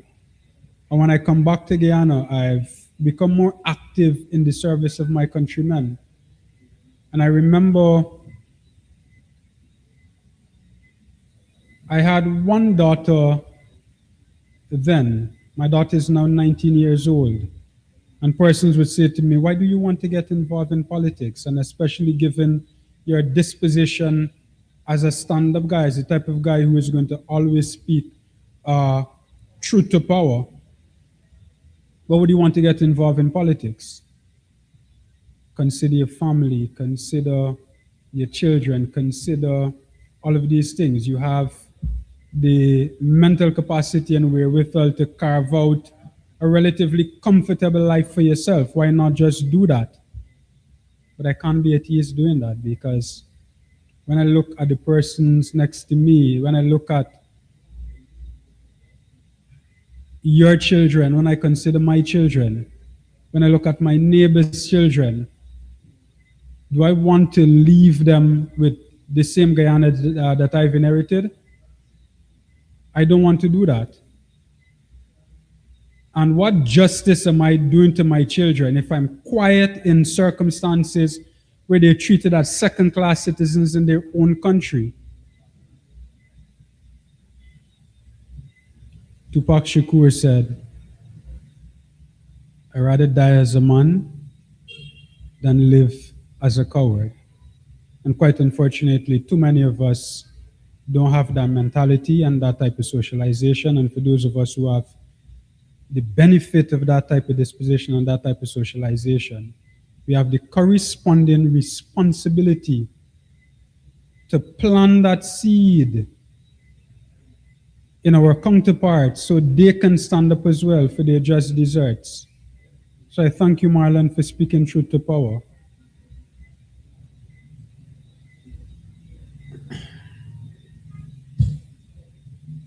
You know, I get really emotional when it comes to things political, because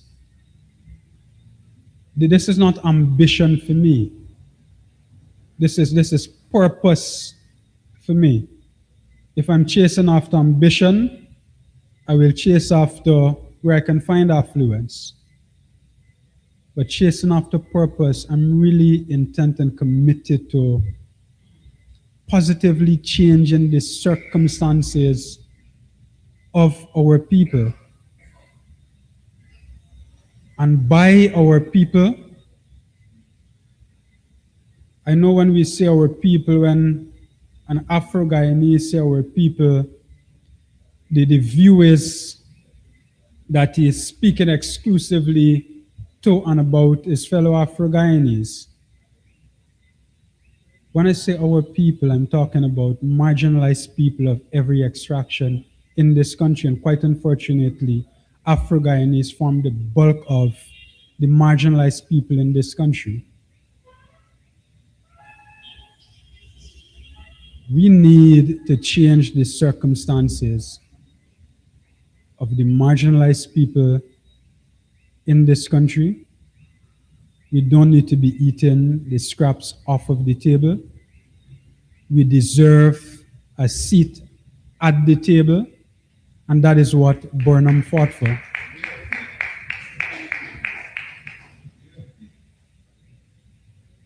Burnham fought for us as a nation to get a seat at the table. And because he was fearless, we got a seat at the table. We owe it to the sacrifices and the struggles of the folks from that era to justify their sacrifices. And this is a small step in that direction. Thank you.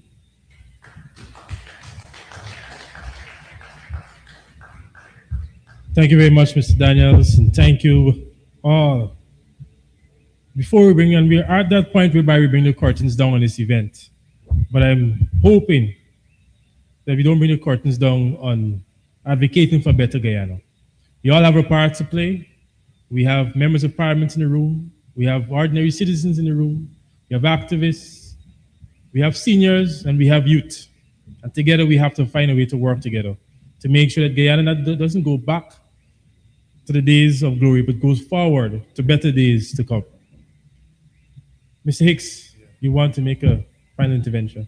Yes, thank you, Chair.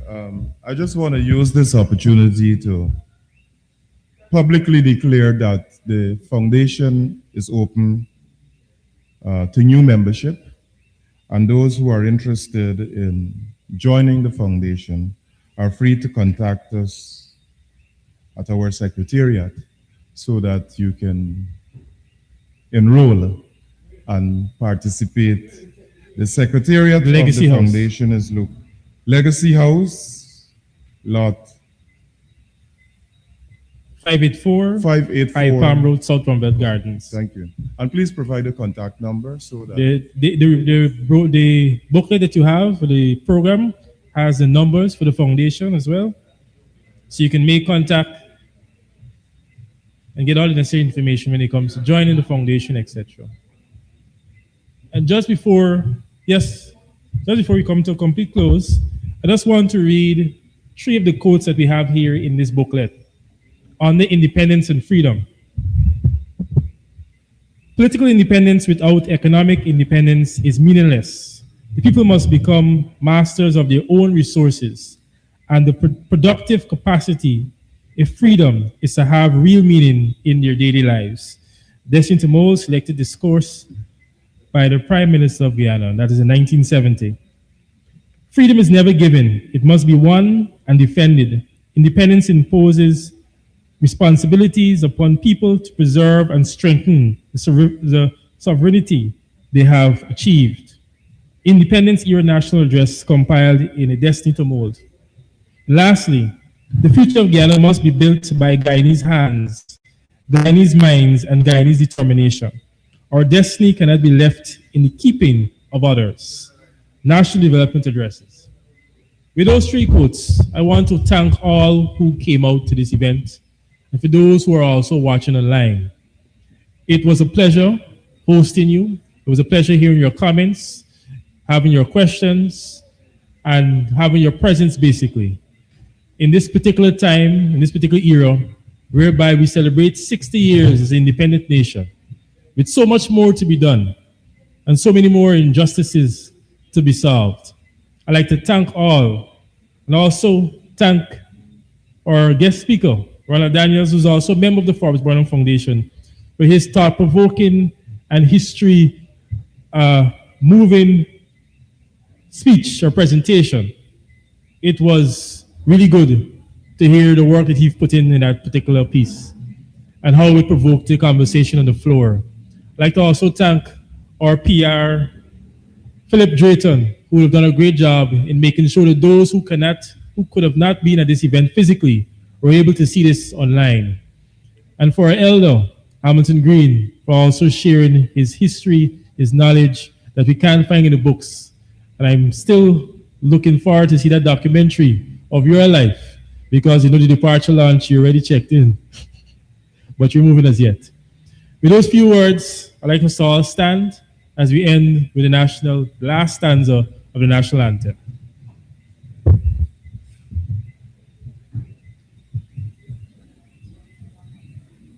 Three, two, one. Hold on. All right. All right, we all good? 3, 2, 1. Real land of Guyana, to you will we give our home nature service each day that we live. God guard you, great mother, and make us to be more worthy our heritage, land of the free. As Burnham would say, hip, hip, hip. Thank you very much. Please do enjoy your night. Get him safe.